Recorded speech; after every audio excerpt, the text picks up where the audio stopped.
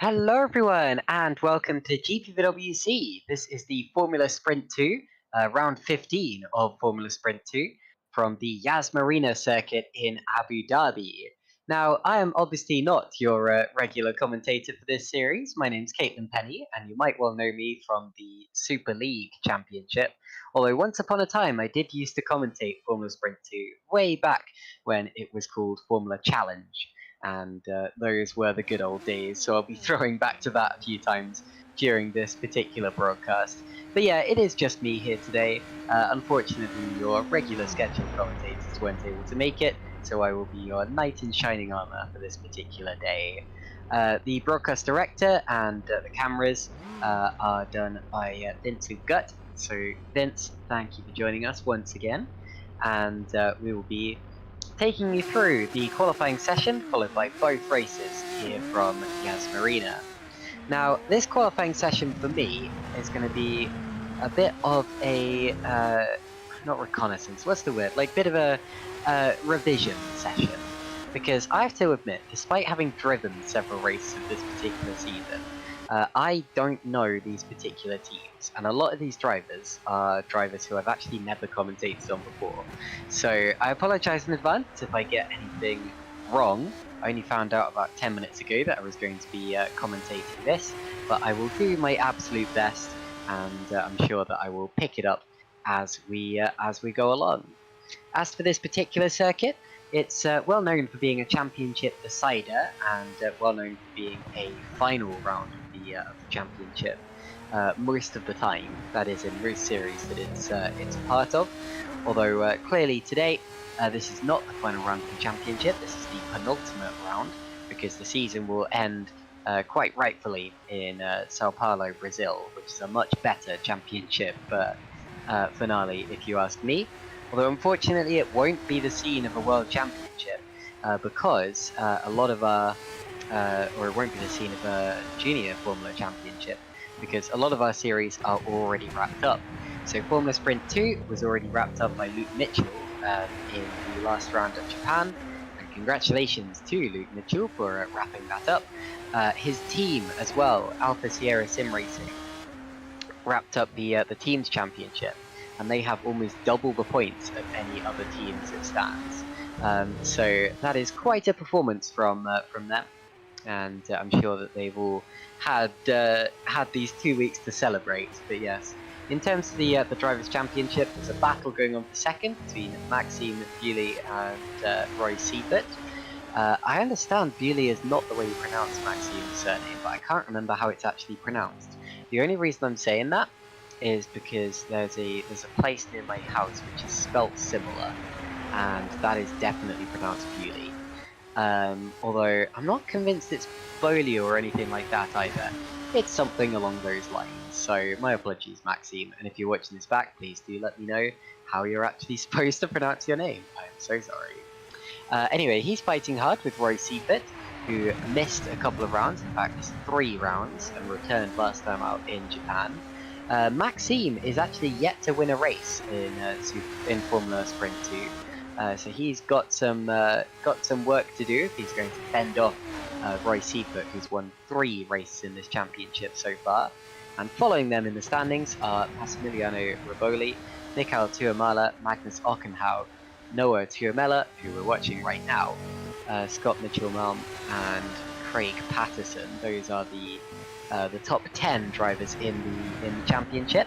Of course, Craig Patterson with a second place finish in race 2 at Japan last time out, and race 1 was won quite impressively by Tom Parker, who has not driven every race in the season, and in fact does tend to kind of dip in and out of various championships in GPWC, but came by and took the win last time out, and he is here today as well, as will be the winner of race 2 and of course the championship last time out, Luke Mitchell. Now we're currently watching Noah Tuomela, who puts his car 5th as they cross the start-finish line. The current standings after the very first flying lap that most of these drivers have put in is Luke Mitchell leading from Maxime Bewley, so the championship top 2 there, and then Yunus Karala, Craig Patterson and Mikael Tuomala. Here's Massimiliano Riboli going quicker than our leader in the second sector, racing for Alpha Sierra Sim Racing, who are neatly adorned in gold for this weekend, presumably in celebration of their Formula Sprint 2 championship. And across the line he goes in third position, so they will be quite a recognisable car this weekend. And Dan Hayek there goes into third position. Full disclosure before this broadcast as well, I am in fact a reading game driver. I raced 4 rounds for them so far this season, and would very much like to be out there again today. Unfortunately, I've become rather unreliable, having to go to work and having to come back basically just before the races start sometimes. And as a result of that, Dan Hayek has taken my seat, and I'm sure that Reading Game have breathed a big sigh of relief, because I have to admit Dan is a lot faster and more capable of points than I am, so he's doing a fantastic job up there in third position. Across the line goes Noah Tuamela. He goes 6th position, not bad whatsoever. And was that Joe Gillette there, or Gillette, going up into 7th position for ST Racing? Someone else just improved there as well. Looks as if Massimiliano Riboli is in the top 5. You got Craig Patterson in 5th position now, and Riboli there, possibly on an in-lap, but he might choose to go for one more considering this particular lap. Oh, well, he'll definitely go into the pits now. I was going to say this particular lap looks like it could be an improvement, but after that mistake there, he will absolutely head back to the pits. And now we have both of the Reading Game cars in the top 8, because Mateusz Pishan has put his car in that position as well. Here's Michael Tuamala.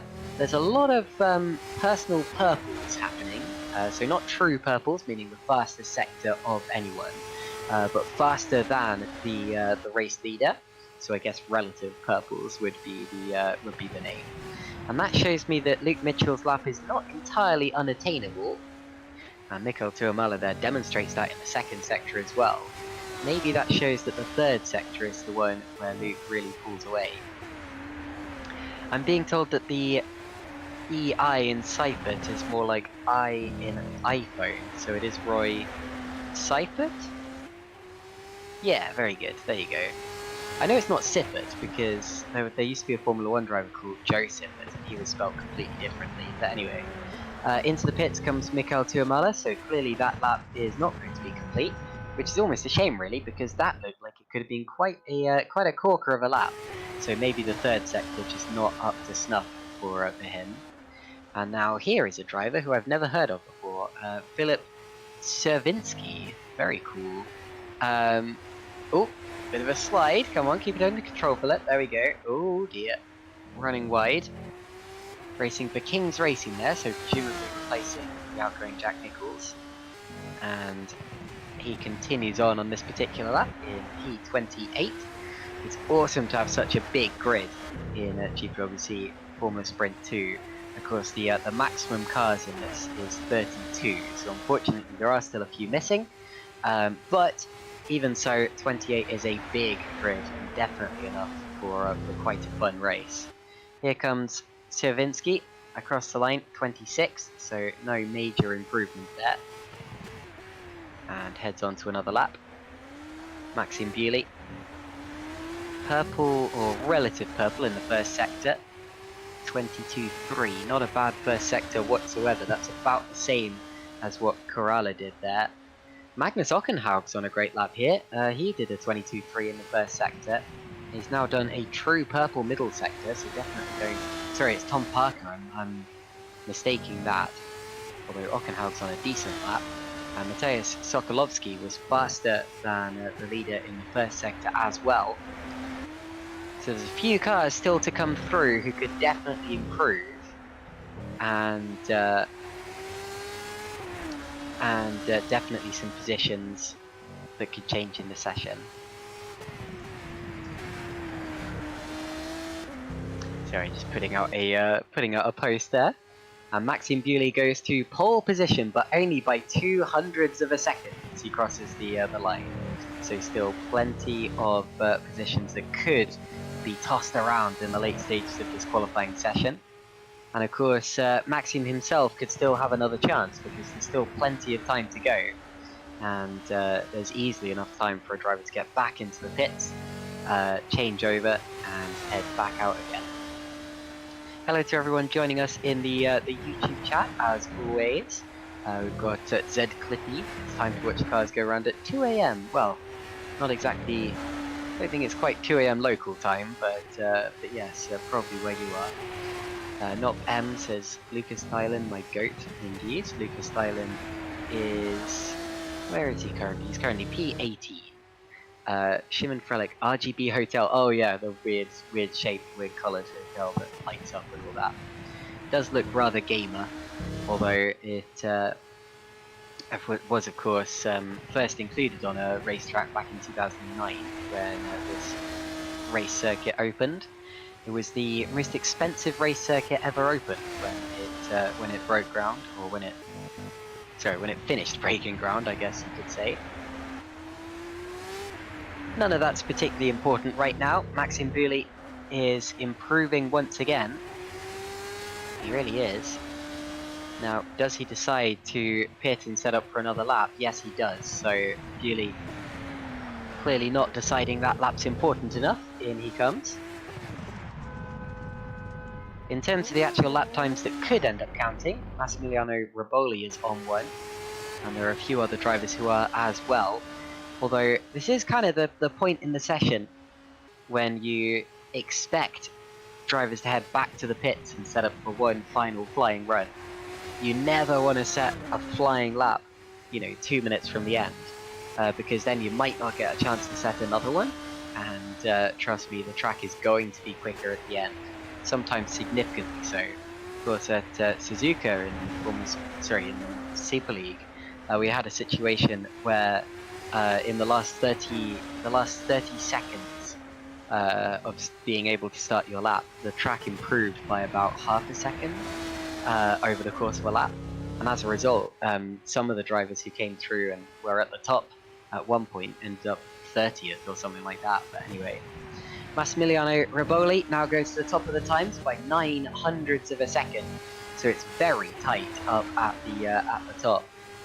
There would effectively there's only 1/10 of a second covering Riboli and Bouley, and then of course you have only 0.2 of a second, 0.02 of a second back to Luke Mitchell in third.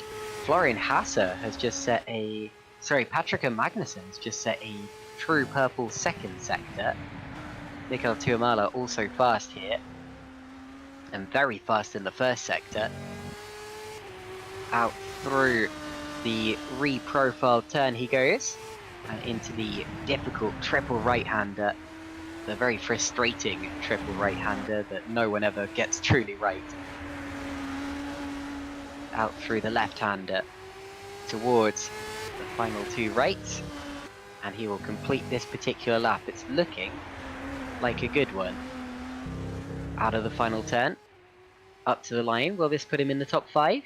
Puts him 10th. Okay, so he lost a bit of time in the third sector. And when you have a field this close, your time can definitely come to you and away from you in the blink of an eye. As Joe Gillette's just demonstrated here, his first sector was as fast as the leader, basically. His second sector, 0.6 off, so you can definitely gain and lose time in different places. Riboli still leading as we go into the final 2 minutes of this qualifying session, and he improves his lap again. It's a 1:40.989, so that puts Riboli 0.2 ahead of the field now. That's going to be hard to make up in the latter stages, and that might do it for Riboli, but let's not call it yet. Still some time to go. Joe Gillette stays P14, unfortunately. Seems to have rather lost that lap in the middle sector. And runs wide at turn 1 as well. Luke Mitchell here down the back straight. His first sector was just off his personal best. Not that he'll matter too much, adorned in gold and winning the championship no matter what happens at this point in the season. DRS wide open. I believe there's 3 DRS zones on this track, so we'll have to keep an eye out for those. plenty of overtaking opportunities. And down into the reprofiled turn 9.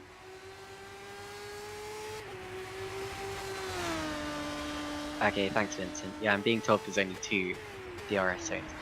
Does that mean the start-finish straight isn't it? Yeah, so the start-finish straight isn't a DRS zone. Ah, interesting. No, you're right. I think you're right. Sorry, I don't know if you guys could actually hear Vince there, but we were just discussing the DRS zones. And yeah, I think there is only 2. Yeah, I don't see a DRS board. Yeah, you're right.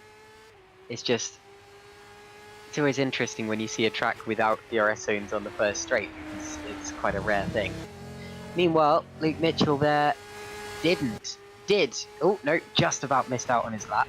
It was Jonas Kurala who did improve, but made me think that Luke had gone up, but Kurala goes up to P4. Dan Hayek improving.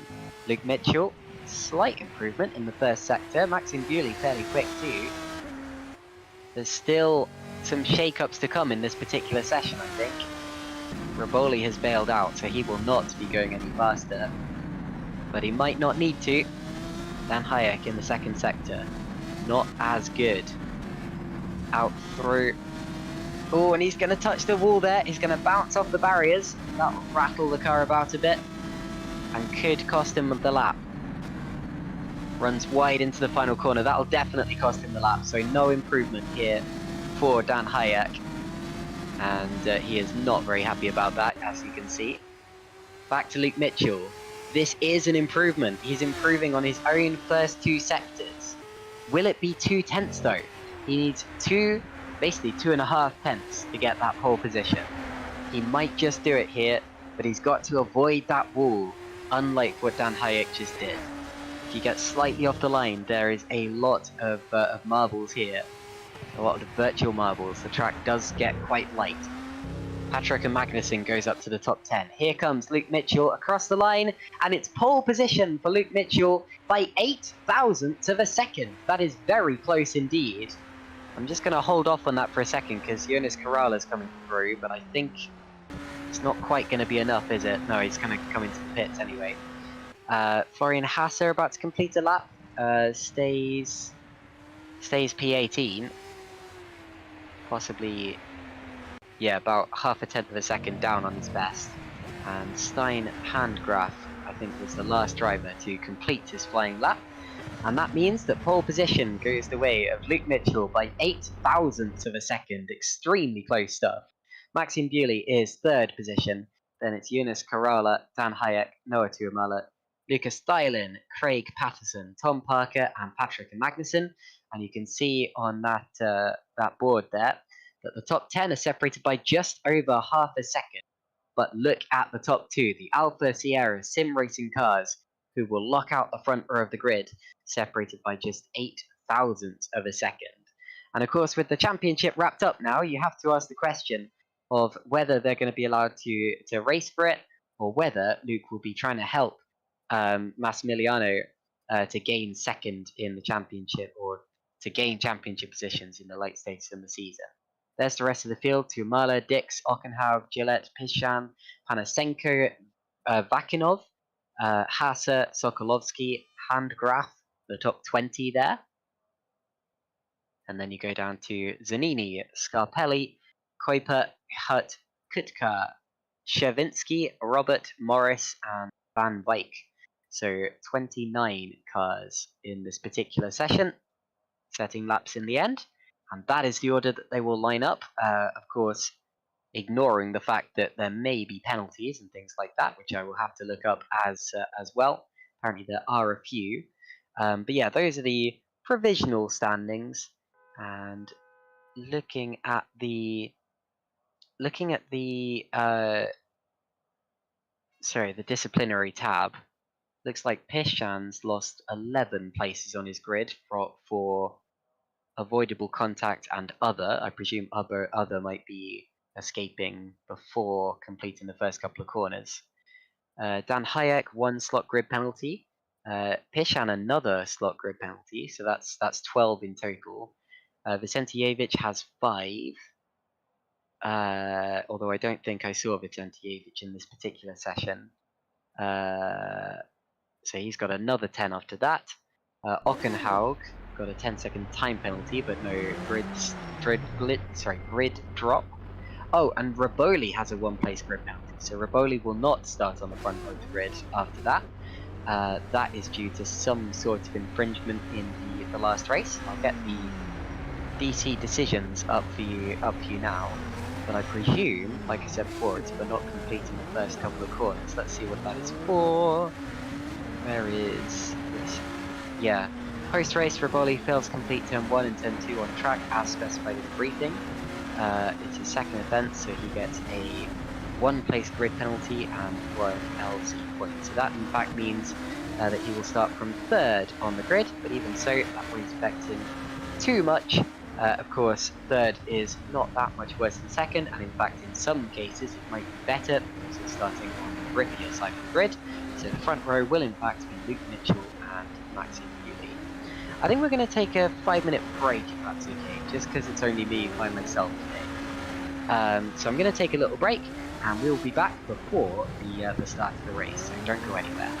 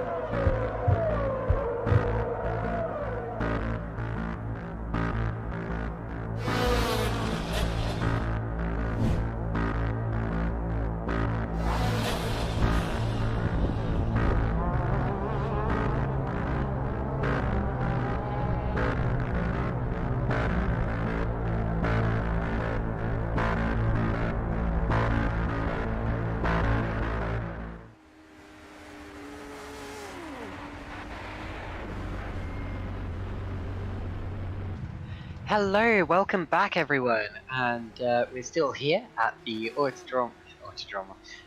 Still here at the Yas Marina circuit in the UAE, specifically in Abu Dhabi.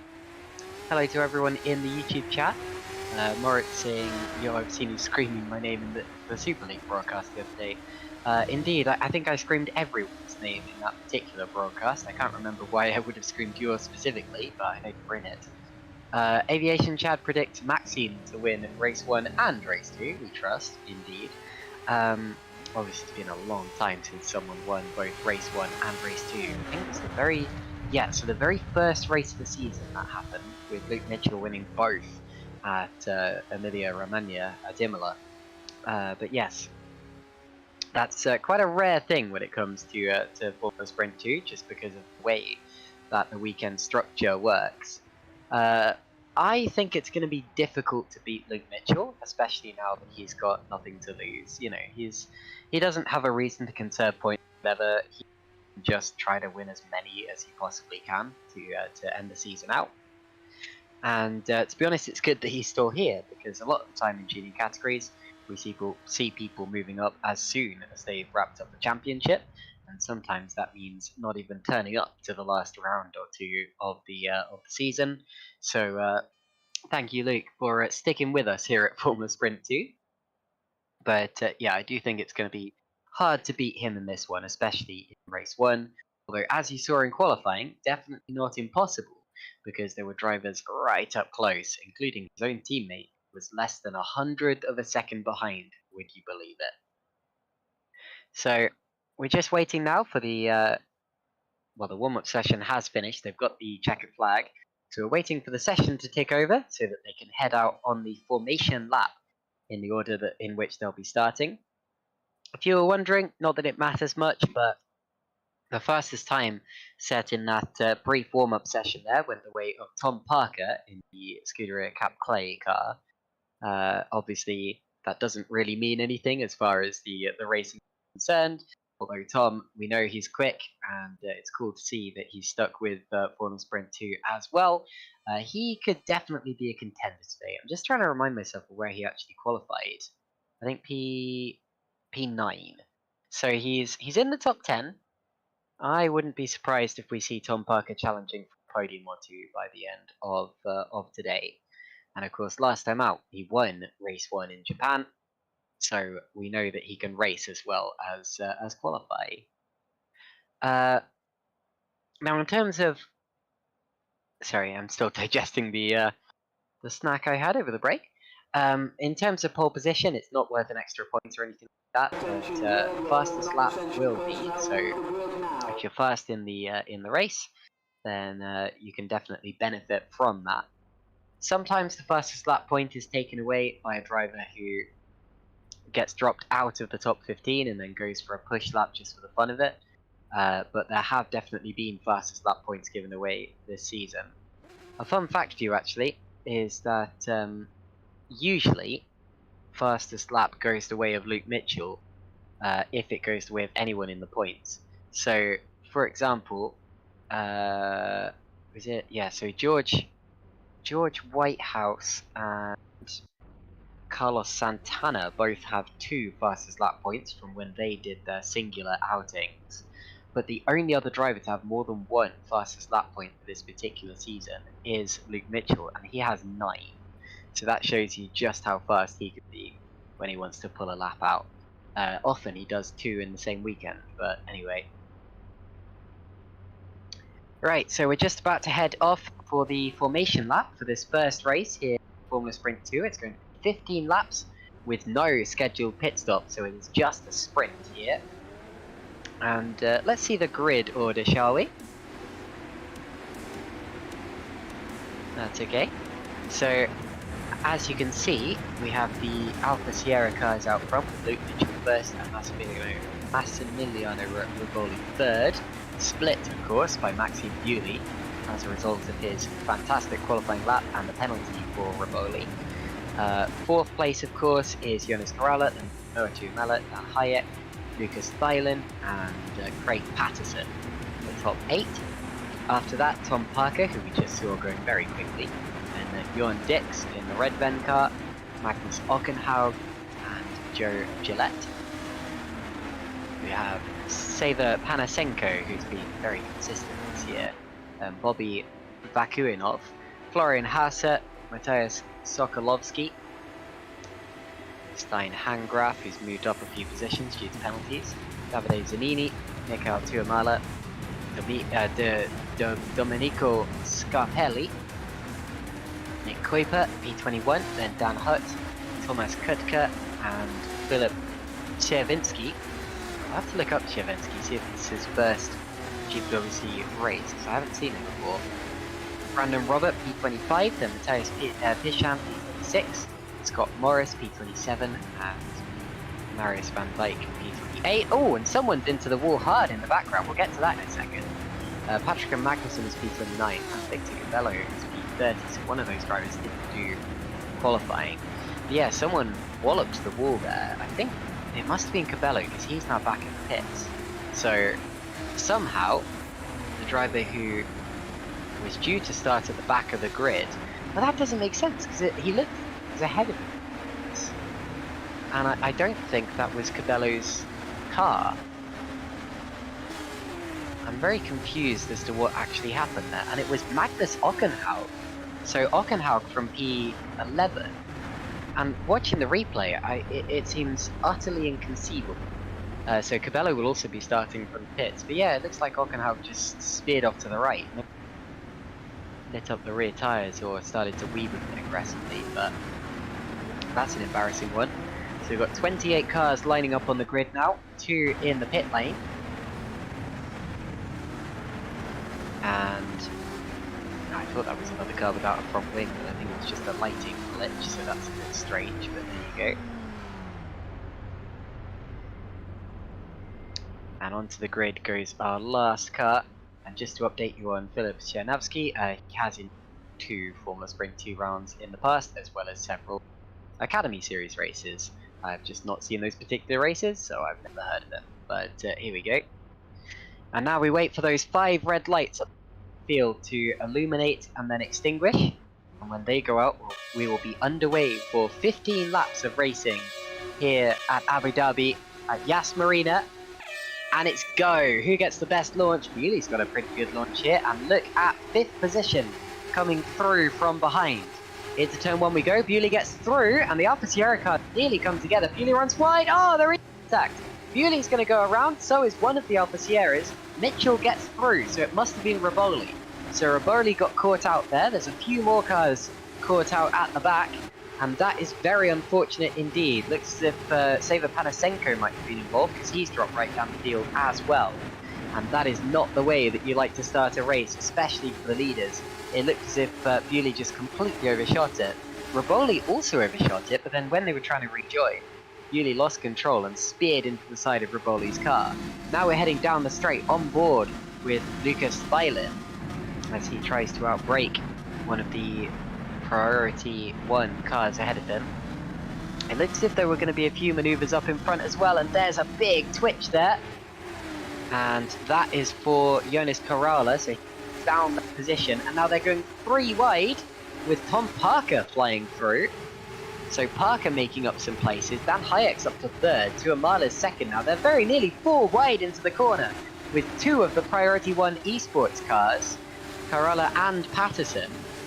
Parker runs wide, Patterson's now on the outside line, and he gets hung out to dry, but he takes a look to the inside.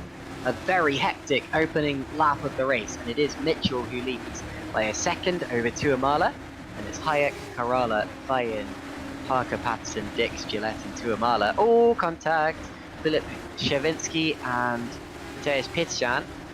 And there's Riboli as well, trying to recover from his incident earlier on.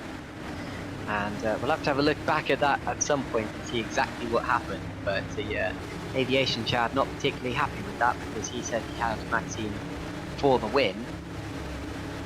So here we go on to lap 2 of the race now. There is Jon Dix. Now, do any drivers come into the pits? Yeah, Panasenko's in the pits, so I was right, he was involved in that collision. So unfortunately, Seva Panasenko is one of the first casualties. Bewley should be potentially in as well. And I'm afraid I've just lost my my stream video, so hopefully we can get that back. Oh, here we go, it's back, never mind. And it looks as if we got side by side on the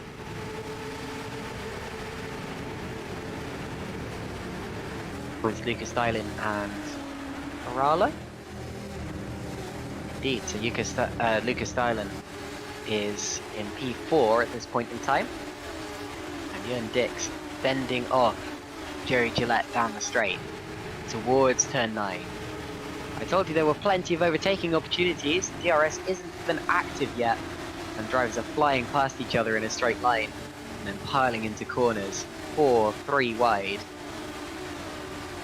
People moving up and down the order a bit further back. Here is a replay of the start, so we have no replay. You can see the lights coming on right as we get a yellow flag, and it looks like Joe Gillette lost a couple of places there, so maybe a quick off for him. But yeah, let's take a replay of that. So Mitchell gets the... Now Bewley's going to leave the brakes late. Last of the late breakers, but unfortunately a bit too late. Loses control, spears across the road, and wham! That's where Panastenko gets involved. And he drops right down the order as well. So some heavy damage. And Bewley without a rear wing, that's going to cost him oodles of time here. And by the look of how fast he's going, he probably spun again on the way back to the pits. But he is still running in this particular race. In fact, all 30 cars are still running, despite the fact some of them have no chance of points at this point in time. This is Riboli, as we look back to the lead of the race pretty much. Not quite the lead, sorry, they are... Oh yeah, no, my apologies, it's Luke Mitchell. The only reason I thought it was Riboli is because the car ahead of him, but that is in fact Maxime Bewley's car, who's been into the pits. Jonas Carrala is now right with his teammate, with Craig Patterson, so that means that Tom Parker has got involved. In fact, Carrala has just passed Patterson, I think, so they've swapped places. No, that doesn't make sense. Anyway, into turn 9 they go. That is the order that they're in. I forgot just how frantic and frenetic Formula Sprint 2 actually is. A big twitch on the curb from Tom Parker. Because some of the time you simply can't work out what's actually going on and who was where. You got to remember exactly the order at any point in time, because the next lap, or the next corner in fact some of the time, is going to be completely different, which is rather confusing. Out through the final corner of this particular lap they go. DRS is available. Luke Mitchell, fastest lap of the race, he begins to brake. Is not in DRS range of Noah Tuamela behind. He will be absolutely fine. It's Tuamela who is the first car at risk, that's Van Hayek, and they seem to be breaking away as well from Dylan, Parker, etc. behind. But there are a lot of DRS trains in this particular race, and they will continue right to the end, I'm sure, because that is the Formula Sprint 2 way. Out of the hairpin they go, up towards the chicane. Carrala has the DRS, but so does Tom Parker. I don't think quite Lucas Dylan, but he's definitely close. Cars fanning out in the background as well. That looks like Tuamala and Dix. And Tuamala gets P8. And right in the background, Zanini and Hangraf. And that's a spin. That's Jörn Dix. And he's kept it out of the barriers, I think, but he's going to lose the top 10. Might lose the points at this rate. He's got Magnussen and Haase on his tail. More DRS in usage here. And then into turn 9 they go. It's a long sweeping corners with plenty of different lines that are viable. Touch. Wide and off goes Magnussen. And then back onto the road again. It almost looks like a 12-wheeled car here. Bridge. And under the hotel. Yellow flags, Magnussen and Scarpelli dropping down. Possible contact there because they were right together. Sorry, I just had to mute and cough there a second. Jörn Dix, P14. After that mistake he made on the last lap, is now behind the two ST racing cars of Gillette and Sokolovsky up towards the chicane. I say the chicane, there's a couple of rather artificial chicanes on this circuit, which is okay, but you know the one I mean. Technically those corners are turns, they would have been turns 5 and 6, although nowadays you're going straight into a hairpin. And now we go into what is actually the chicane, turns 6 and 7. Bjorn Dix up the inside, out braking Mateusz Sokolovsky. Sokolovsky with a good run though, you can come back at your opponent there. We might have got slightly balked, he's going to be on the outside line now. The straight is slightly curved. There's a car park on the outside that the track designers had to avoid. There's a massive gaggle of 4 cars up ahead, Bakanov, Handgrab, Zanini, etc. Ooh, look at that. Yeah, Handgrab, Gillette, Zanini and Sokolovsky all together. Bjorn Dix joining them on the tail.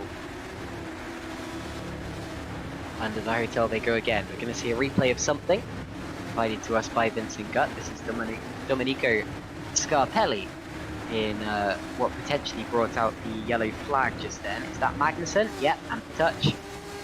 And around they both go. Looks as if Magnussen was, ooh, very close to Mateusz Fischer. Magnussen was recovering from something there. Is he going to make contact? No, I didn't see who that was with, but yeah, he slowed right down and touched. And around they both went. Had to rejoin very nearly into the side of the traffic. But yeah, that does cost them a few positions as well. Of course, the trick in GPVWC Formula Sprint 2 is to keep running. Even if you're not the fastest of drivers, and even if you don't stand much of a chance. Dan Hayek is right on the tail of Noah Tuomela. There he is, trying to line him up. Even if you don't stand much of a chance of scoring points on pace, you can definitely score points as the race goes along, because there will be incidents of drivers making mistakes and dropping back.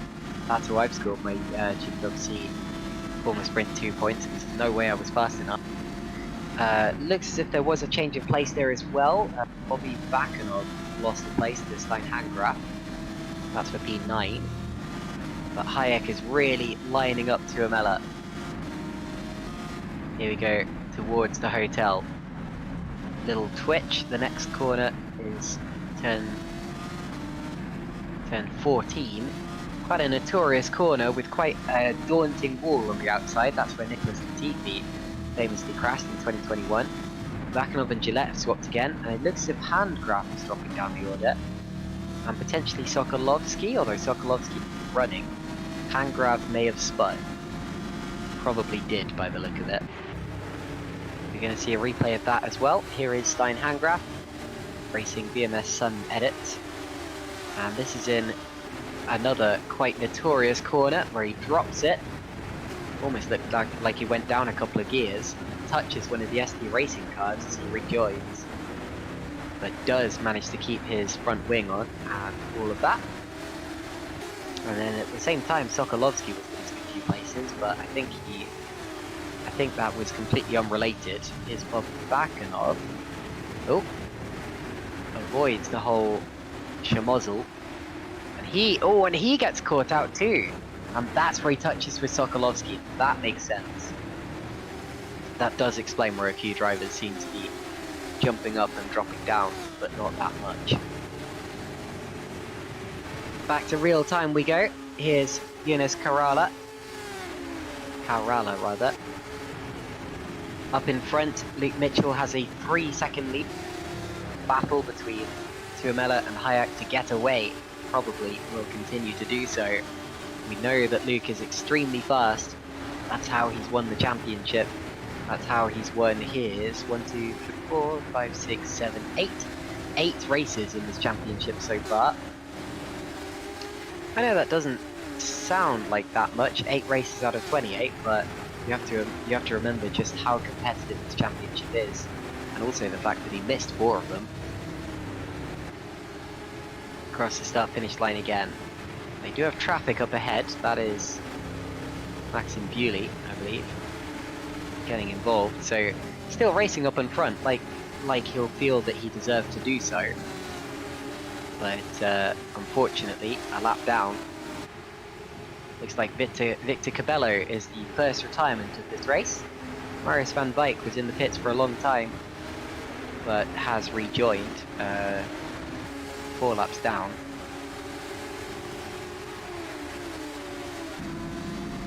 Down the straight, heading towards, and it looks as if Hasser may have dropped a couple of places there to Raboli and Kutka. Hangrab and Sokolovsky swapping around just outside of the points. And here is Hayek's chance. This has been where he's been closest to Noah Tuamela. DRS opening wide. Didn't get the best of exits out of that particular chicane, but he can do it. He'll get closer and closer. There's another brief yellow there, and Hangrab and Sokolovsky is still swapping places. Noah Tuamela equally capable of holding off Dan Hayek. As you can see there, he seems to have the measure of him so far. There's Joe Gillette now, up to P11 on Jörn Dix. Through he goes, P11. In the ST Racing car. ST Racing, who used to sport some very bright yellow cars. They seem to have replaced the yellow with white for this particular season. Interesting decision. Yellow I thought was their brand, but anyway. And here is a replay. Magnus Ockenhaug, who's had a rather up and down race, mainly down. Oh! Car spins right in front of him. Nothing you really could have done about that one, I'm afraid. Could that have been Trek and Magnussen? Yeah. We're going to see that again. Here's another driver who could absolutely do better than this. And wasn't really his fault either. I believe it was, there was another car who lost it in front of him. Here's Marius van Dijk, running 4 laps down and having another spin. Yeah, Gasly had a very similar spin back in his first Abu Dhabi Grand Prix in 2017. And Marius rejoins the race, although admittedly not really in the race. He's just out there for the experience and to gain places when people DNF. And what happened there? That looked like a lag spike to me. You're absolutely right. It almost looked like a mega dive bomb, but no one would really do that, surely. Here's Thomas Kutkar's view. And yeah, I think it's Sokolovsky. Just has a mega dive bomb, goes into the side of 2 cars, and you don't do that without lag. So, not really the fault of any of those drivers, we presume, but it did look a bit bizarre, because lag spikes usually do. Back to the race for second, the most exciting battle in the field today. Tuamela, Hayek, Weiland and Parker now. Parker right on the tail, he has the DRS. Carala and Patterson aren't far off either. Tuamala has the DRS from Patterson. Then there's a 7-second gap back to Zanini. So basically, 7th down to 8th who are going for this V2 in this race. And there you see the positions that everyone's gained and lost. I realise it's been up 11 places in this race. Raboli has recovered to 13th, so Raboli is back into the points now. Unfortunately, we have now lost Sokolovsky and Van Dijk. Sokolovsky with that lag spike we just saw, and Van Dijk, who was running a couple laps down and then had that spin. Here's Dan Hayek. Now, the last few laps he's been threatening to line up Tuamela, but this lap I would be more worried about Lucas Dylan, because he is right on the tail. It shows you just how much battling can hold you up. But Hayek is very strong into that particular corner there, as we've seen lap after lap. Fends off Lucas Dylan. We have 5 laps to go, starting from the next lap. 5 laps for this whole gaggle to sort out their order. And remember as well that race 2 will be a partially reversed grid. The number will be drawn between 10 and 15. And that will be how many drivers are swapped around at the front of the field to make the grid for race 2. So these guys will absolutely have to battle again in the second race, but in the opposite order to the order that they finish in this one. That doesn't matter too much to them though, they just want to pick up as many points as they possibly can here. And then see what the heck happens. Through the S's they fly. Lucas Stylen has an awesome run, goes to the outside of the new turn 5. There's a lot of grip out there, he can absolutely do this, but only if he gets the run. Ooh, touch. Gets run out of road, more like. He'll get the DRS. They both get the DRS, and through Tom Parker's going to have quite a run. Has basically double DRS here. And he's going to take a look. They might go 3 wide into the braking. Stylen's on the outside. He'll stick it there. Has to back off to maintain his front wing integrity. Parker with a great run. That was really...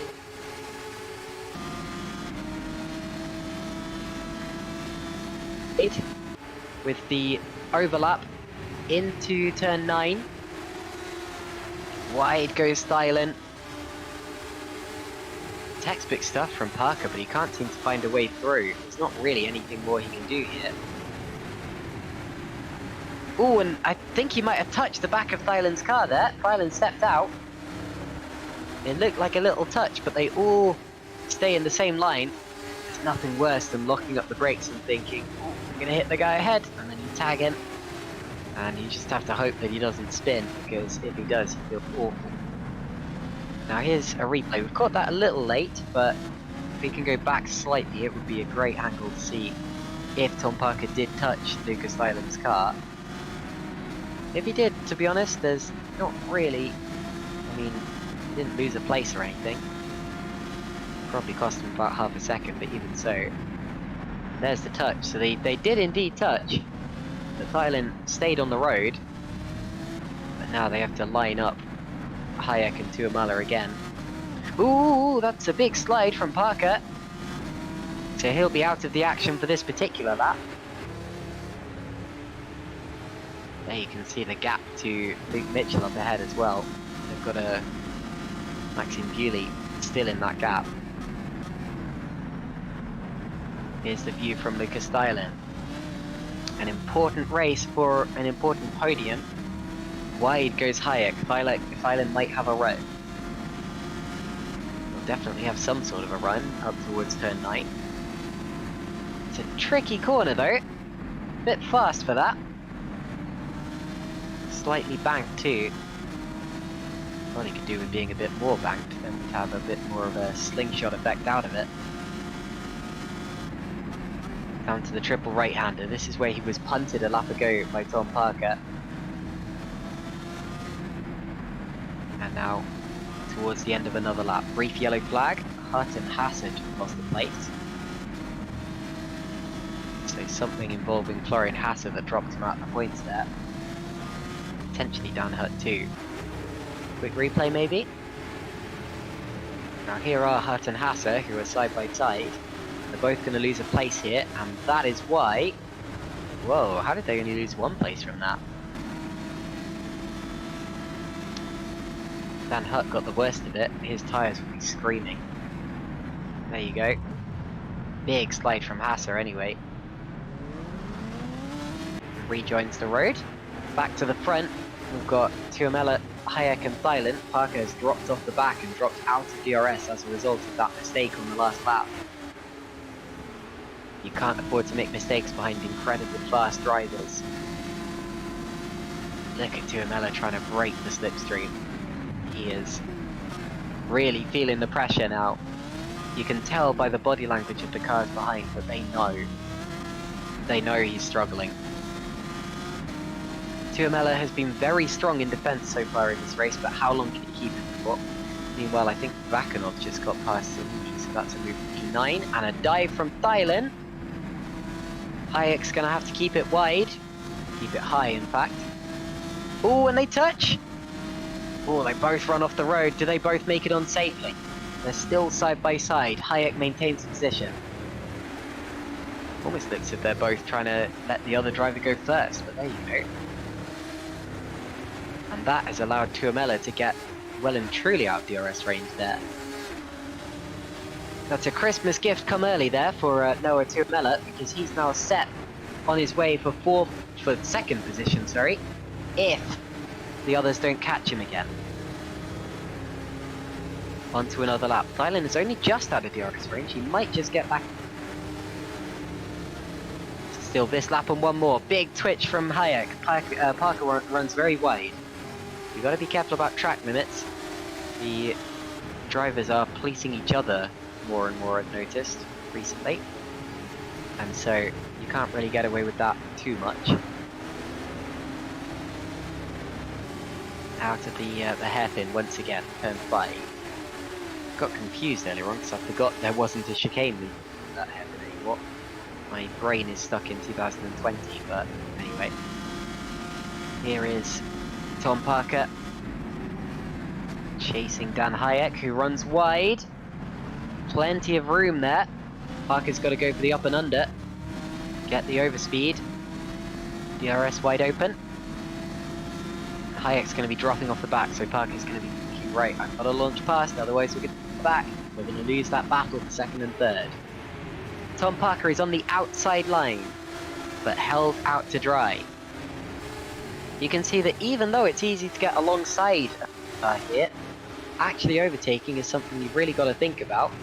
And here's how it's done. Massimiliano Riboli back up into the top 10 after a spin on the very first lap of the race. He'll be thinking, oh, why isn't this an FS1 race? I could be in the top 5. Of course, FS1 races are a bit longer, but he's still doing a wonderful job, and that 10th position means that no matter what number is drawn on the first grid, he will in fact benefit from it. So there's no chance of him missing out on the first grid draw now, and that means that he's going to be a real dark horse for race 2.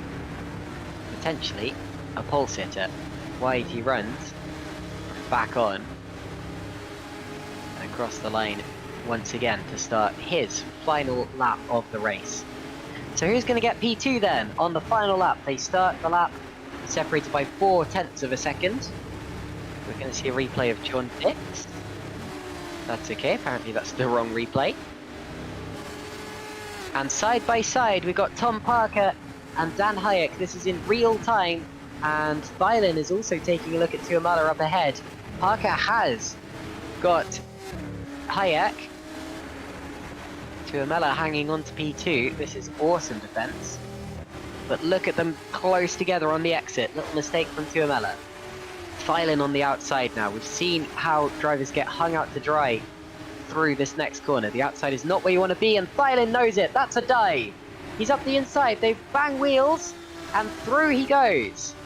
That was hard but fair racing there from Lucas Thailand. He threw into second position, and after a full race of trying, someone has cracked Noah Tuamala, who is still going to come home for a well-deserved podium by the end of it. Looks like Davide Zanini just lost a couple of places on the last lap, but here is Luke Mitchell now, who's going to come around the final corner and win his 9th race of the season, his 2nd in a row, and our champion just keeps on winning. Fantastic stuff from Luke Mitchell. Lucas Thailand will be 2nd place, about 6 seconds back. 3rd will be Noah Tuamala. A great battle until the very last lap of the race. Then Parker, Hayek, Patterson, Tuamala, Corrala, Vakanov, Riboli, Gillette. Here's a battle. We've got Dix, Hutt, Handgraf, Hasser, and Zanini. Big switch there from one of the drivers. Probably Florian Hasser. And across the line they go in that particular order you can see on the left hand side of your screen. Just missing out on points were Zanini, Ockenhauer, Fishan, Kuiper and Magnussen. But it's still worth finishing this race because of course it determines your starting position for race 2, and obviously P20 is a lot better than P27 or whatever you'd be if you retired at this point in time. But a well-deserved race 1 victory for Luke Mitchell.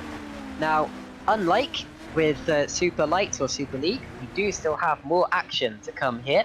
We have a second race, so make sure you don't go anywhere.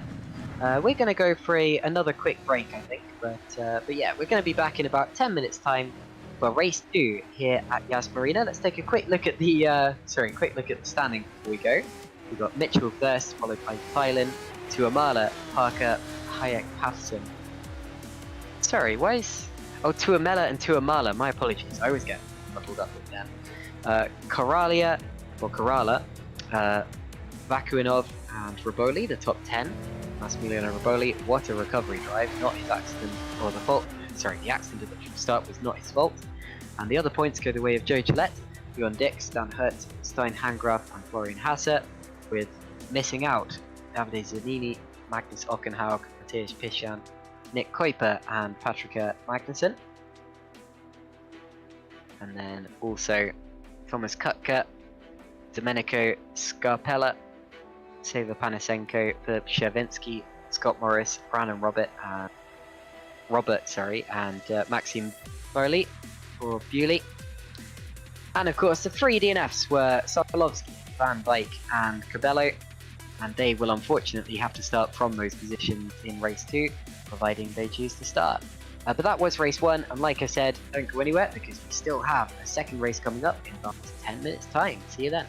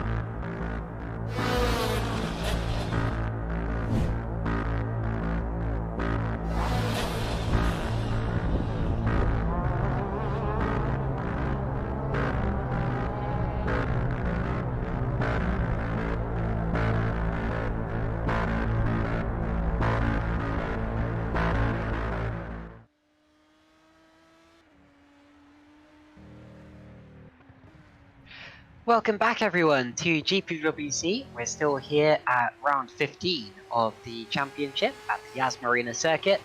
No championship on offer anymore. Luke Mitchell has already seen to that, but we do in fact have particular races to be won, including this one coming up now. Race 1 was won by Luke Mitchell, his 9th victory of the season, and he is. So just been distracted by something, but yeah, he's done a fantastic. Sorry, I'm really getting distracted. No, done a fantastic job so far. Fastest in qualifying, led every single lap of race 1. Admittedly, his two nearest rivals on the starting grid, Massimiliano Raboli and Maxime Bewley, got involved in a little schmozzle down in turn 1. Which was really the turning point of the race, and it happened pretty much immediately. After that, there was an awesome fight for second position between Dan Hayek, Noah Tuamela, Lucas Stylen, and of course Tom Parker, which went right the way to the end and changed hands on the very last lap in favour of Lucas Stylen. And if race 2 is anything like that, then we should have quite an interesting one to watch. The reverse grid number is 12, meaning that Jorn Dix was in pole position, but he was a driver affected by incidents in race 1, so he is a driver who could well fight his way through, or rather stay at the front. However, there are others to watch. Obviously, the favourite for this race, I think, has to be Massimiliano Raboli, who was only 0.008 of a second off Luke Mitchell in qualifying, then had that penalty, got dropped to second, and then got walloped on the first lap, but managed to recover to P10 very impressively. What can he do in race 2 starting from third? I think he's probably going to be up there, and you know, there's a very good chance, 50% or higher, that he's going to end up taking the win in this one, because he still has to seal the deal. However, I'm also going to point some other fingers at some other drivers to look out for in this particular race. Noah Tuamela, I think, was very strong in race 1, very impressive, finishing in 3rd position. He'll be 10th for this particular race. But if he can defend that well, there's a good chance his car has the pace to attack as well. So I'm really expecting something from Noah Tuamela in this next race, potentially even a podium, despite being 10th on the grid. And also, of course, watch the other drivers who were in that fight with him, because, of course, they showed that they were just as capable of keeping up. And, of course, Luke Mitchell starting from 12th on the grid. What can he do, and how far up can he climb? Who's to say that Luke Mitchell isn't fast enough to win the race again, since this is a track where you can overtake? Of course, Luke Mitchell will not be counting himself out, especially after race 1 and race 2 of the season, way back at Imola, where he managed to win both of those. If he can have a similar race today, then, like I said, who's to say he won't do the same thing again? We're just waiting now for the session change and go to the second race. Only 4 cars set laps on that warm-up session there, and the fastest of those 4 was, unsurprisingly, Luke Mitchell. The other drivers who set laps were Bobby Vakuinov, Philip Shevinsky, and Brandon Robert. But yeah, Mitchell's lap 1.8 seconds faster than anyone.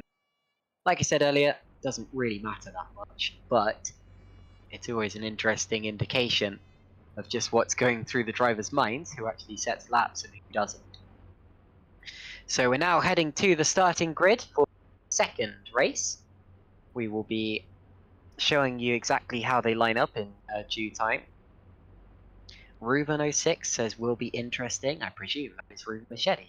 YouTube chat there. A very accomplished GPWC driver in his own right. Alex Maggio says, let's go Joe. Indeed. Do I dare ask Joe who? I'm sure there's a... That'll be Jonas Carrala? Or Joe Gillette, potentially. But still, I was very much risking something there by saying Joe who. Whatever. Onto the starting grid they go, including our leader. And we prepare to head away for the formation lap before 15 laps of racing, just as we had in race 1, but 15 potentially tougher races, or laps, sorry, due to the slightly muddled up order with the reverse grid and the incidents that occurred in race 1. So here we go then, let's get the starting order up if we can, and we can take you through how they line up. Johan Dix will be on pole position by Joe Gillette. Massimiliano Riboli will be P3 and absolutely the one to look out for after his race 1. Robbie Vakuinov P4, then Yunus Karala, Nicole Tuamala, Craig Patterson and Dan Hayek after a very strong race 1 for all of those. Tom Parker is P9, then my one to watch, Noah Tuamela there. Lucas Stylen P11 and Luke Mitchell, winner of race 1 in P12. Who's to say he can't come right through to the podium. Dan Hurt is P13, followed by Stein Handgraf, Florian Haase and Davide Zanini. And remember, the top 15 score points, so that's an important section of the grid. Magnus Ockenhaug is P70, followed by Mateusz Pishan, Nick Kuiper and Patrika Magnussen, who's faster than his grid position suggests. Thomas Kutka P21, then Domenico Scarpelli, Seva Panasenko likewise, and Philip Shervinsky. Then the final 4 spaces on the grid, sorry we do have one more, but yeah. Near the back we've got Scott Morris, Brandon Robert, Maxim Bewley and Mateusz Sokolovski, really from Doom down there. And the final car will be that of Marius van Wyk, so clearly Victor Cabello did not feel like making the second race here. So 29 of the 30 cars that started 1, starting race 2.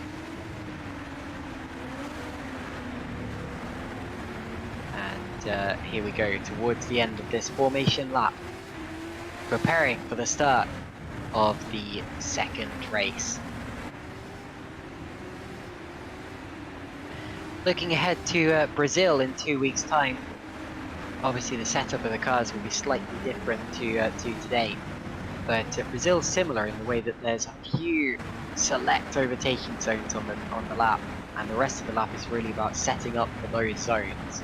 So this race, despite being at a completely different track, will be good practice for the Brazilian round of the championship next time out.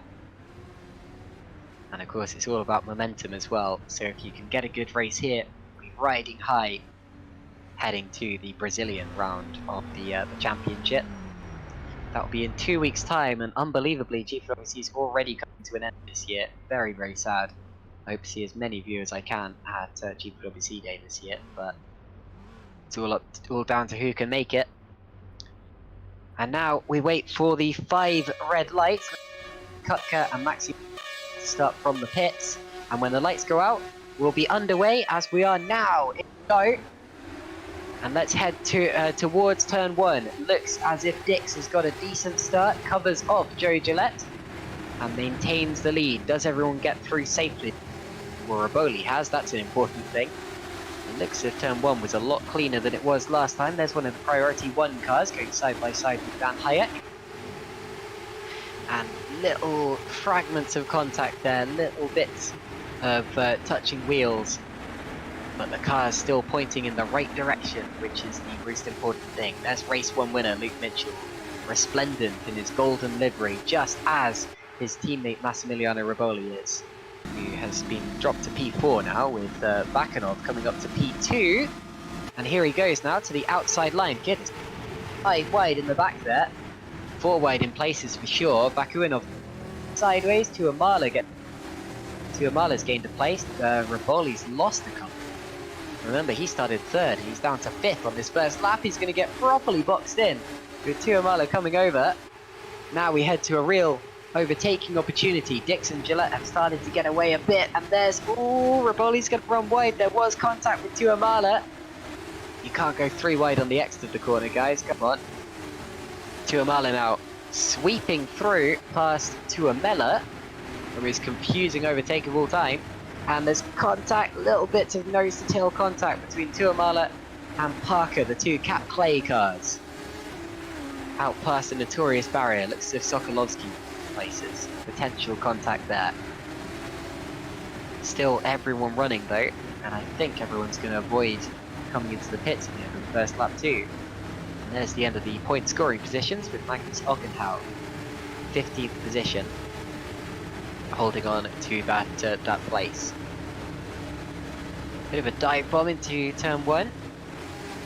Zanini getting into the fight. Bjorn Dix leads this race by 0.8 of a second over Gillette. This is the second lap of the race, so DRS not active this lap. Wait for another lap for that. Hayek swapping places with Patterson and Thielen. Further back, Luke Mitchell is still 12th as it stands, so not making it through. They're all on the same tyre compound, so you don't have to worry about that. Massimiliano Riboli not quite making a dive on Tuamela. Out of the chicane. Probably wise, because he's now got the DRS. Well, sorry, I completely forgot what lap we're on. He would have the DRS, but he's still got the slipstream and run up towards a more crucial braking point. But Tuamela has the position. Through turn 9 still. 3 wide further back. Oh, Mitchell. Mitchell got tapped there by Hayek. They're now going to go 3 wide mid-corner. A little bit more contact. You've got Ockenhaug there and Handgraf. Handgraf on the outside. Van Hayek being shuffled down, disappointingly. Now, I told you Tuamela would be one to look out for here. Started P10, he's up to P4 already. Definitely podium on the cards for him. What a start. And Dan Hayek fending off Magnussen, Haase, etc. It has not been the best of starts for the Reading Game Studios car. Down the straight, you can really see them going 2 by 2 in the background. It's always a beautiful sight when they fan out like that, but also quite worrying because you never know who get it wrong, misjudge the car they're fighting with. Goodness me, Tuamela's already ahead of Riboli here. Got through on the first lap. Although now there's going to be DRS active, so Riboli will have an advantage here. Oh, did he tag him? He tagged him! Tuamela goes round on the straight, gathers it back up. Was that lag, maybe? Or did he just misjudge the overtake? Because Tuamela's dropped back down to 10th position as a result of that. It was a good save. That's a very fast section of course to be spinning. But you really don't want to see that contact on the straight. That can cause all sorts of problems like massive pile-ups and things like that. And of course, potential penalties come in the way of anyone who's deemed to be at fault for causing an incident. Here's a gaggle of cars a bit further back. Hopefully these guys keep it a bit cleaner. Up towards turn 9.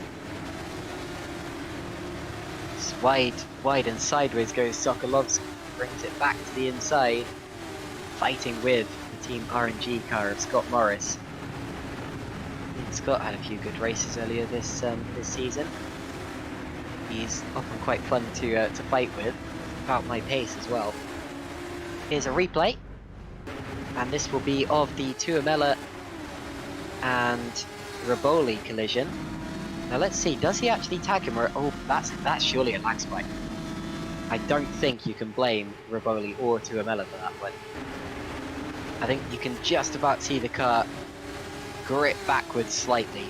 There's not really much that you can do at that point. And if you're behind, how are you supposed to predict that? So, not really the fault of anyone there, and unfortunately Tuamela ended up being spun around. You can see it's a lag spike by how long it took for the car to actually start jerking about. He's still in the points luckily, but outside of the top 10. Ooh! And that's Kutka going around and being walloped by Van Wyk. Oh sorry, no, it was Brandon Roberts, so looks as if they're both in the pits now, my apologies. Different Deltec car. Now this is for the lead, so Gillette has in Dix again. They've really got away from the rest of the pack. It was a very good start, and that's what you need in this second race, because you know you've got fast drivers behind you. So if you can break clear of them while they're fighting, you have a bit of a head start for when they eventually get clear of the pack. If they get clear of the pack, of course. Change the position, Corrala on Patterson potentially. So P1, priority 1 cars swapping places. Very wide goes Dix there, using up all of the track and more. And again wide. Very different lines between the two of them. I think it's a choice of lines rather than a mistake or anything, but Dix was definitely quite shallow through the final turn. On to another lap. Fastest lap for Tuamala so far. Completely missed who had fastest lap in race 1, but yeah, you do get a point for that, providing you finish in the top 15. And the thing I love about race 2 in Formula Sprint 2 is that this looks as if it's battle for the lead all the way, but it really might not be because there are so many fast drivers behind that while this race matters a lot for the overall result, it may not end up being for the win. Right now though, they've got to treat it as if it is. With the slipstream and the DRS going to the inside of Dix, and he takes the lead. So through goes Joe Gillette in the ST racing car. I believe this would be his first GPVWC victory if he was to claim it, but there's still a long way to go now, so not really much point in talking about that yet. Here comes Jørn Dix. Once again with the slipstream, goes to the inside and straight back through. Good racing for the lead here, and they're really not costing each other much time either because of the way that they're making these moves. So Vakuinov not able to gain much. Tuamala and Parker swap places potentially. Apparently race 1's fastest lap went the way of Luke Mitchell, so he's really confiscating all the points, saying none for you guys. So yeah, no real surprise there. That is Luke Mitchell's 10th fastest lap point of the season. No one else even has more than 2. And none of the full-time drivers even have 2. Through turn 1, can be quite slippery on that AstroTurf from the outside, but the drivers using it as if it's the most normal thing ever. I want to see what Dix and Gillette's best results actually were. I have to look those up quickly because neither of them have had a win, if I remember correctly. Jørn Dix has actually. Jørn Dix won the second race in Saudi, so he did have a win at this point, or some point this season. Joe Gillette's only in his second was Sprint 2 weekend. He was 15th in race 2 at Suzuka, and his best. Sorry, no, I'm reading Formula Sprint 1. He's in his third Formula Sprint 2 weekend, 13th in race 2 at Suzuka, but he's also won 3 Academy Series races. This is a big step up from Academy though, and he's slipstreaming up to the back of Jørn Dix's car, goes to the inside. They see each other. I think they have, just about. Oh, Dix running right off the road to give room. And through into the lead goes Gillette. Now that will cost them time that time around. Vakuinov right back into the ball. Still defending hard from Raboli too. I really thought Raboli would come through. Possibly an incident further back. Tuamala is dropping down again. That's a shame. And unfortunately we've lost Thomas Kutka and Sava Panasenko. So Panasenko, who was an innocent victim of the first lap incident in the first race, is out of the race again. Nowadays Zanini dropping down as well. And apparently Zanini had an incident with Dan Hurt, so he's now another retirement in this race by the bit. I thought that's what I saw anyway. Yeah, I think he... You often get a little bit of carnage in race 2. Luckily it hasn't been the worst Formula Sprint 2 race I've ever seen, but anyway, we're only halfway through. Here we are on board with Massimiliano Rivoli, lining up Gillette and Dix and Vakuinov. That's Vakuinov's car directly ahead. Gaining. It's the second part of the straight, the second straight that really matters more. Vakuinov to the inside of Dix, leaves the braking lighting, through. Now it's about the exit. And Raboli has a big twitch. That's maybe not going to allow Dix to have the exit he might have needed. But they do have the DRS, remember. All 3 of them should actually, because Vakuinov's still within a second of Gillette. And here they go towards turn 9. Sweeping through maybe. Dix has got a long way to go around the outside of Bobby Vakuinov's car, and they do touch. They did very well not to spin. That's even better than some of the wheel-to-wheel contacts. But Raboli capitalizes, so Raboli is up onto the podium. Dix is second. Still through the left-hander. Gillette now has breathing room for a bit. He's out of DRS range from from Jon Dix, Massimiliano Rivoli and Bobby Bakuinov. Here's a replay of that contact, I think. This is Sava Panasenko, who retired a little earlier. And did he have an incident on his own, potentially? That looks like a disconnect, so Sava Panasenko, unfortunately, out of the race through no fault of anyone's. Noah Tuamela here also dropped down the field at a similar time. Could that have been a disconnect as well? Nope, he's going to get over the curb and spin the car backwards into the wall. So Tuamela's race goes from bad to worse, but this time it was his own mistake. And here's Dan Hurt, who goes into the back of another car, spins them around. Davide Zanini, you say? Yep, that would make sense. And they end up sat without a rear wing somehow, so maybe clipped another car on the way around. So back to the race. This is the race for second position, because Gillette now has a 2-second lead, which is rather comfortable at this point in the race. And they maintain their positions that particular lap. Handgraf and Hayek swap places now. And Florian Hasser has dropped behind Patrick Magnussen, P14. Maxime Bewley, Scott Morris fighting, so Bewley working his way back towards the points. Matthias Pisjan in and amongst those cars. I think probably just past Sokolovsky looking at the timing screen. Still potential points on offer for those guys. Across the start-finish line for another lap. We're on lap 9 of the race. You can see how wide they will run through turn 1 now. Surprisingly, they run so wide. Track limits have been a talking point recently, and also, like I said earlier, it's slippery out there.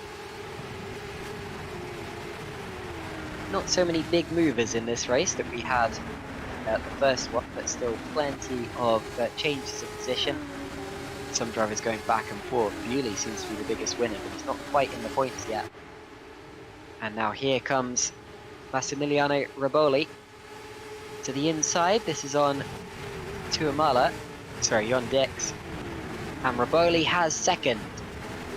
Now that's an important move in the race because we know how quick Rivoli is.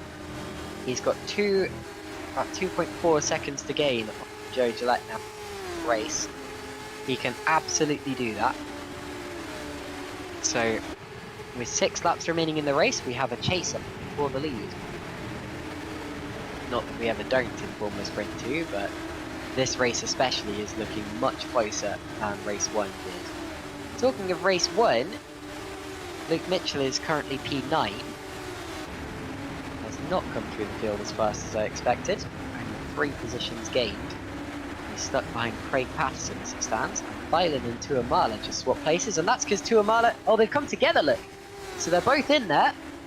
Thailand just loses front wing. So, definite contact between the two of them. We saw it happen, we didn't see what started it. Here we go, it started way back. Thailand and Tuamala locking wheels. Touching again on the exit.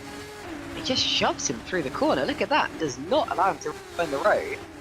Thailand loses his front wing. Very clumsy sequence of events there for these guys. And into the pits goes Thailand.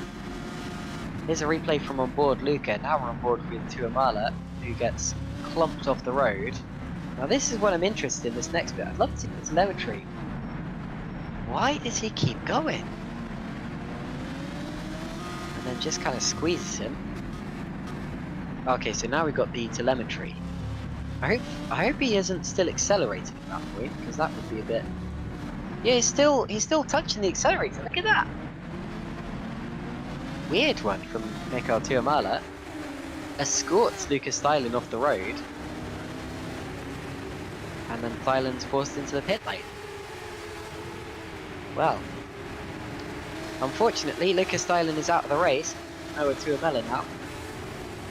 So 2 of the drivers I was expecting to do very well in this race have been caught out.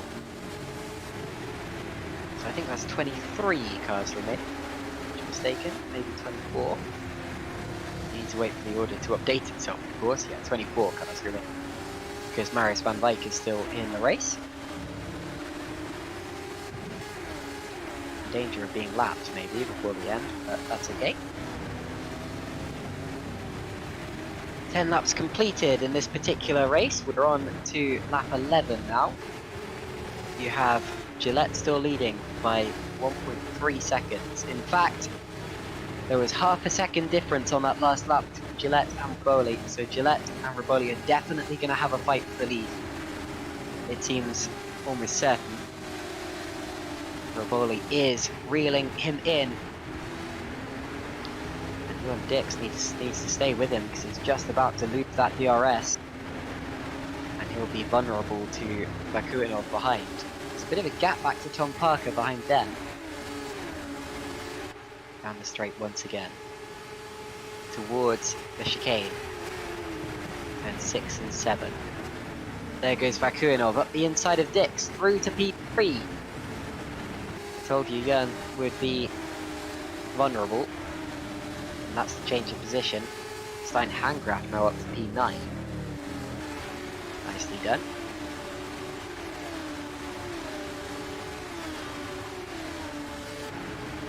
Towards the end of another lap on the outside, Luke Mitchell lining up Craig Patterson.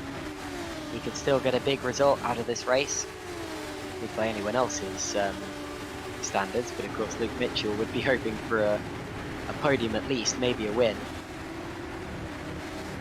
Under the hotel they go once again. Not lit up in strange colours this time. I mean, you can kind of see a bit of... That would look better from above. A bit of turquoise or something. Rivoli is now within DRS range of Joe Gillette. We are going to have a race. And this is what I was saying earlier, where the Yen Dix Joe Gillette battle looked as if it was going to be the be-all and end-all in the race, but now we've got Riboli in the mix, just as we expected at the start. Hasn't been as straightforward as I predicted it might be, because Riboli got caught out at the start, dropped a few places, and it's really taken him a few laps to swing of it. But since he has, he's looked very good indeed, and absolutely could still win this race. Here comes Luke Mitchell now down the straight as well, so both Alpha Sierra cars on the move. Luke for 6th position, whereas Riboli is going for the lead. And Luke Mitchell does get 6th position away from Craig Patterson now. That's Tuamala and Hayek. Forced off the line a little. Ockenhaug fighting with both of the Optimal cars. They're going 3 wide. Off the circuit goes Ockenhaug. Through goes Florian Hasser as well. Florian was my teammate for about 2 races at, I can't remember which team it was actually, possibly Downforce? Yeah, I think it was. Out through turn 9 they go. And wide over the curb. Now towards the end of another lap, you can see how close Riboli is. He continues to gain at the rate of about half a second per lap. If he does that again this lap, he'll be through, although of course it's a different thing to overtake another car. Yeah, it was 4 tenths on that lap, so he's caught up to the back of Joe Gillette, and now it's all about having the tyres and having the ability to get through. Of course, tyres not really so much of an issue. You do still have to look after them, but nowhere near as much as you would in higher categories. Look how late Riboli breaks into that. Wide middle of the corner, but he wants to set it up for the exit. He does so. It impresses me so much how late he brakes. He does it. Down the straight they go to the outside for the lead of the race on 13. Not this time. They'll have to set him up for this. Set himself up for the 2nd straight. Here we go again. DRS wide open. Surely this is an opportunity for Massimiliano Riboli to take the lead away. Got back onto traffic coming up. But it won't matter, will it? Gillette not willing to give it up. Look at that. Gillette sticking it in there on the inside. Riboli has to run slightly over the curb to gain the position. I think that will be okay. Yes, technically you have 4 wheels outside of the track rules, but curbs tend to count for GPWC, depending on the circumstance. And Riboli does take the lead of this particular race. So Massimiliano Riboli, who was my honest prediction for the victory in this race, has gone through to the lead. Laps Marius van Dijk's Deltec. Marius staying nice and out of the way. Almost right up onto the curb as he gets out of the way. So that's the way. Wide goes Vakuinov in the background. And here's a replay of Magnus Ockenhaug behind the Optimal Esports cars. Hopefully no contact in this particular race, but... ooh! And it's basically, yeah, Vincent Gutt just said, basically a carbon copy of Tuomella's spin. Although, unlike Tuomela, he does keep going. So I got my wish of no contact, but unfortunately still an unfortunate incident. Tuomela with a twitch. Tuomela with a hop over the curb. Tuomela with a big spin. And once again keeps it out of the barriers. And he's actually still running in the points as we speak. He's 50. That was Mateusz Piszczan going through to be 14 there. And a change of position. I think Kurala maybe changing places with Hyatt. Back and forth. No, it would have been changing places with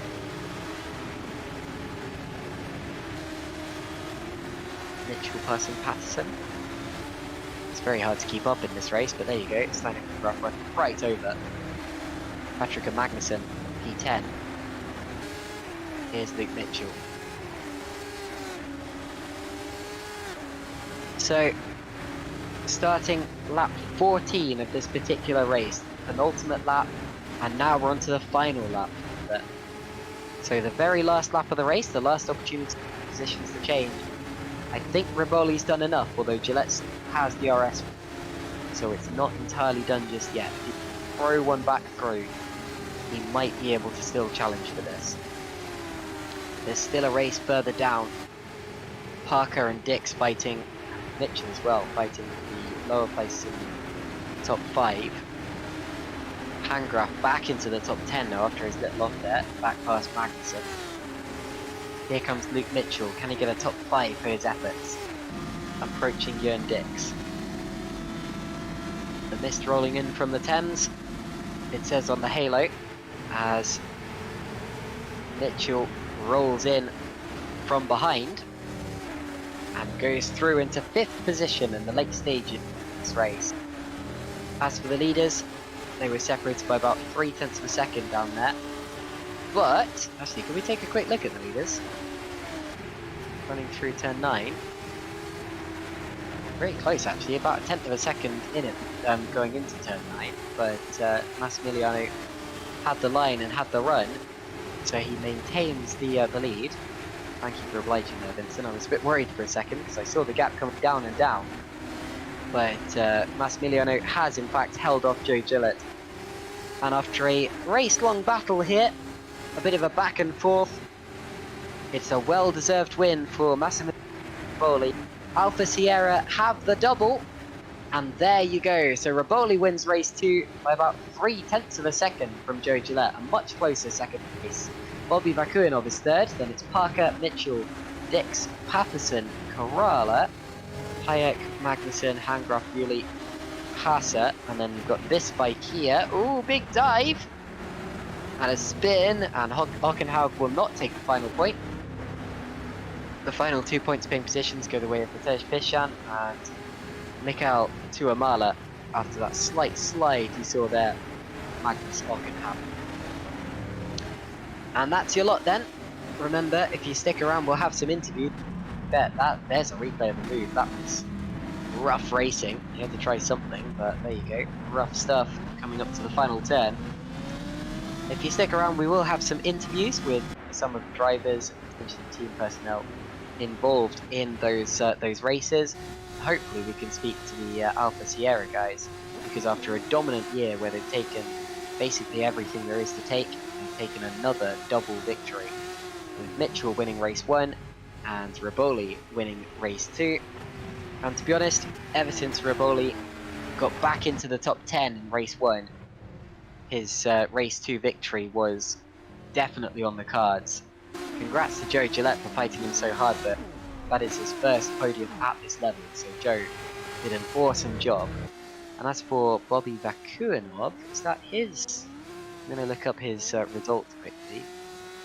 So Vakuinov did have a win actually in race 2 at Canada, but even so, that was a very strong race for Vakuinov. You can see him celebrating with donuts as we speak. So hopefully drivers do pop into the interview room in due time, but in the meantime, let's take a look at the results. We've got Massimiliano Riboli taking victory for race 2 here, and then Joe Gillette, Bobby Vakuinov, Tom Parker, Luke Mitchell, Jörn Dix, Craig Patterson, Jonas Corrala, and Dan Hayek and Patrika Magnussen. The order as we go to the second slate, you've got Stein Hangraf, Maxime Bewley, Florian Hasse, Matthias Pischan, and Mikael Tuomala, the top 15. And then Magnus Ockenhaug, Nick Kuiper, Scott Morris, Domenico Scarpelli, and Mateusz Sokolovski. It's going to be difficult to pick a driver of the day from as well, since race 2 was so different to race 1.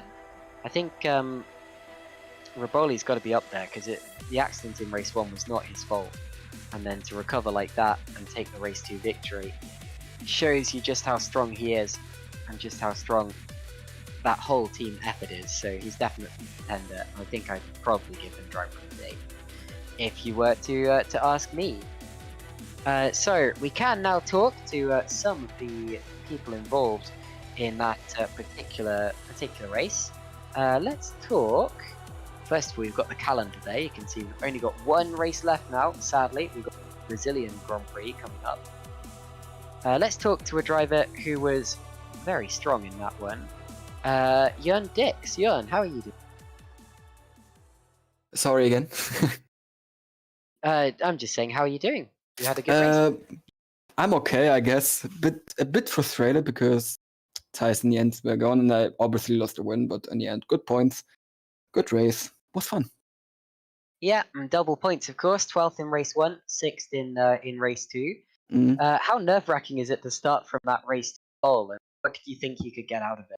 The race was definitely nerve-wracking because I mean I've had this situation before in this season, but for some reason this time it was much more heavier, I would say, than the last ones.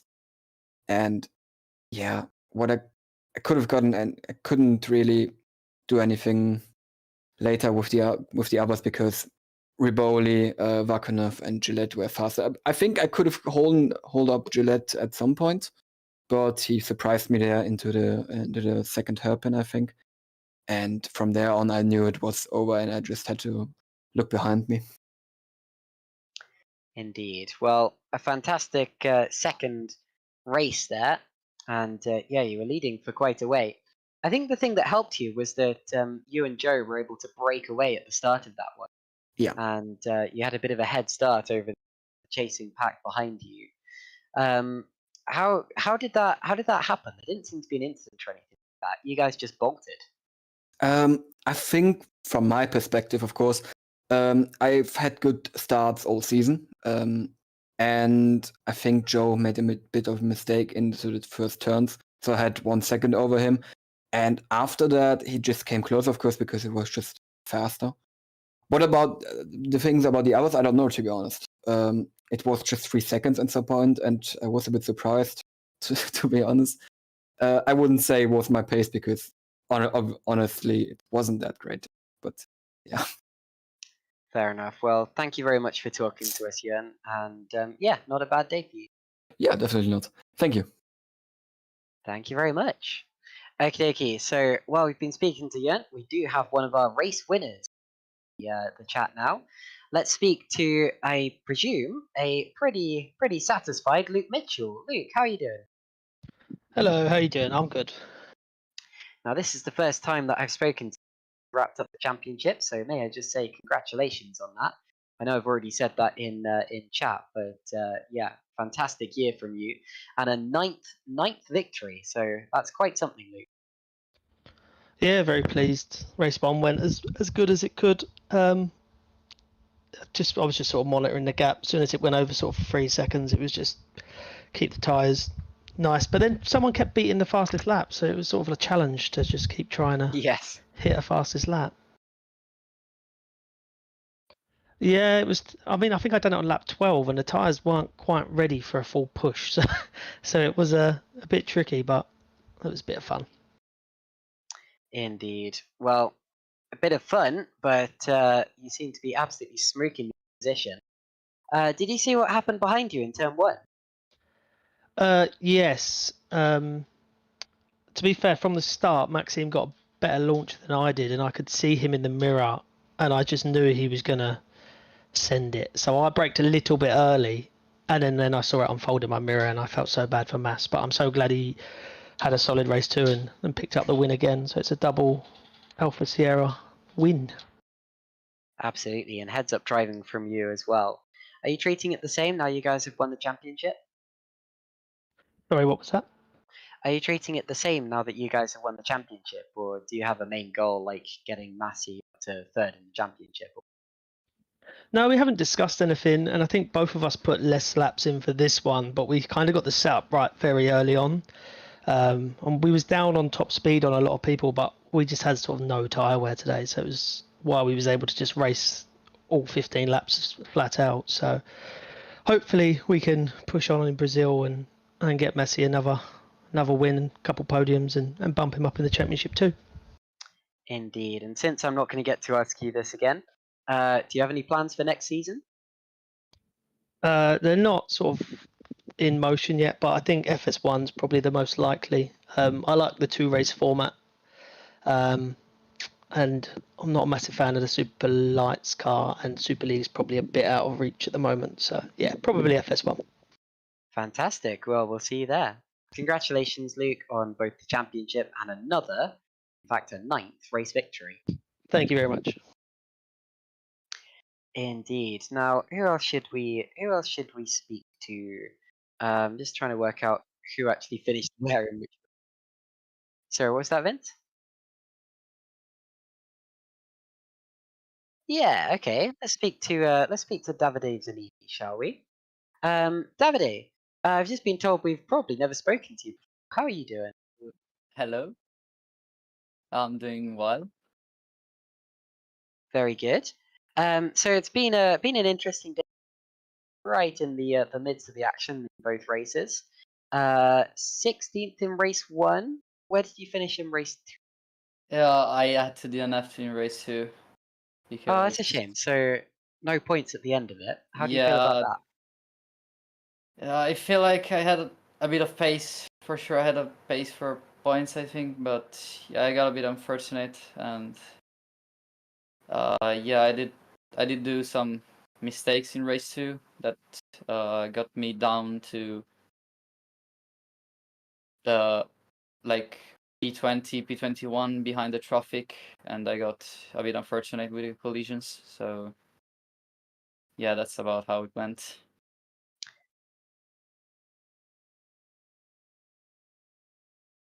Sorry?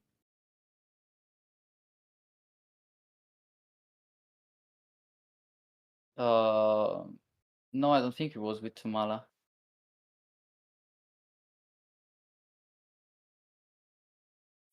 Okay. So an unfortunate DNF. Was it a particular incident that took you out of the race, or was it kind of just the build-up?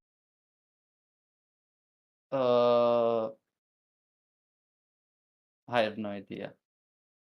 That's okay. Unfortunate stuff. But thank you for coming and speaking to us, Davide. Thank you, And thank you. yeah, better luck next time.